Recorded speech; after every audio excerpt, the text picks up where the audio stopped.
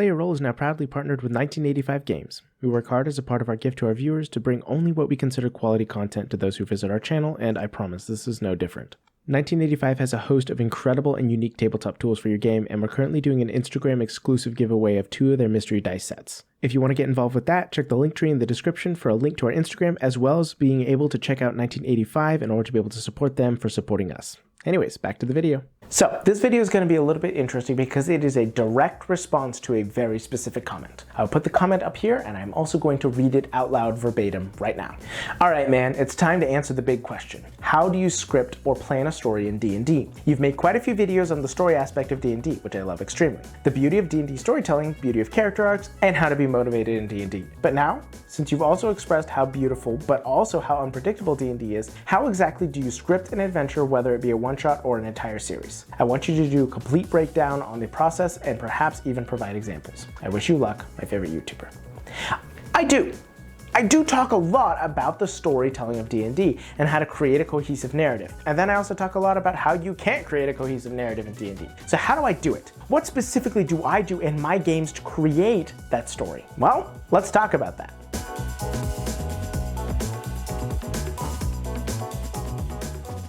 So here's the deal with creating stories in D&D. You're not the only writer. The other people at the table are also writers, and they have just as much influence over the story as you do as the dungeon master. And so how do you create that cohesive narrative without it going out the window? Well, in this video, I'm going to express detailed how I do it. And it's probably not what you expect. And I'm probably going to expose myself a little bit to my players and everybody else, but that's okay. I want people to know exactly how it is that I create the games that I do, because I really do think it is a crucial and under-realized and underappreciated method of DMing. You're full of it. So, here we go. First thing that I do not script out my games. I don't, which is funny because I'm responding to a comment asking how I script out my games, but hear me out here. I don't ever plan what's going to happen in the game. Instead, I focus specifically on story beats I want to happen in the character arcs of the characters at the table. Say a character is very moody and grumpy and they want to grow loving and creative over time. And I've talked with the player and I understand that's where they want to go. I'm not going to plan out the story. I'm not going to plan out how they're going to get there.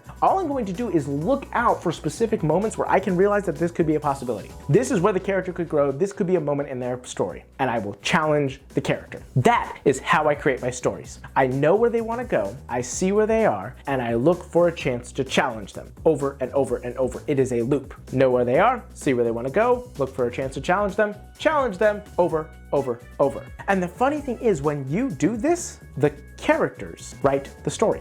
They script it out. I don't have to do anything. The only thing I have to know is what is in the world and where they are currently in the world. I have to know what's going on elsewhere. What is the BBEG doing? What is the villain doing? What is this person doing? I have to know what's happening in the world, but I don't have to write the story. The players simply will, and I'll give an example. In the very first campaign I ever ran, there was a fighter, Rayla, and her arc was she had to learn to trust and connect with others. In her backstory, her sister had run away and she had to learn how to be able to love and trust again. She found her sister was the rogue in the party, but she always had that problem of connecting with people and learning to be herself. And so I looked for moments to challenge. One of the first moments that ever came up was they went to a small town, Vandover, you might have heard of it, and I introduced an NPC on the spot who I made up because I saw a chance to challenge her. I introduced an NPC who was incredibly greasy and gross and flirtatious, and I put him there for her to talk to. I knew she was not going to trust him. This was giving her a reason not to trust. And she did not. I challenged her and she chose to commit on her reason not to trust. But later on, she met an NPC who was trying to be very genuine, a dwarf who had lost his brother and was trying to bring them back, but he was a little bit shady.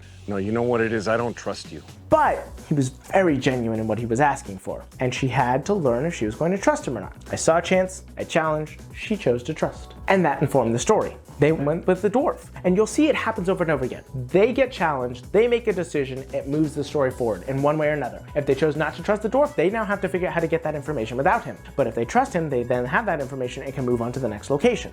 They create the informed decisions. I just create the world to follow where it is that they are going. Or another example, in that same campaign, they had a warlock who was very evil, and he had to grapple with the fact that he was evil and selfish and believed himself to be, but he was still being asked to do good things for the world. And he constantly had to figure that out, and I would challenge him. I eventually introduced one of the largest villains in his backstory, put it in front of him, but the villain was willing to help them achieve their goal of helping the world. And he had to make a decision. He's been challenged. Will he help the world by working with this villain, or will he betray the villain and harm the world? And he chose to help the world, therefore moving the story forward and helping his character grow. Eventually he went back and he did betray the villain once the world was saved, defining his character, writing the story. You see where I'm going with this? The characters write the story. I don't. All I do is present the world in front of them, and that is the most important thing I think a dungeon master needs to realize. You don't write the story. You could present the adventure, yes. You could present the cave, the dungeon, yes, but you have to look at points of how to introduce those caves and those adventures that interact with the character's story. And that will help develop things. And I have a theory. I have a theory that halfway through the campaign, there will be a certain point where I realize where all of their stories connect, where all of their arcs are leading to, the main central theme of the campaign. Oh yeah, it's all coming together.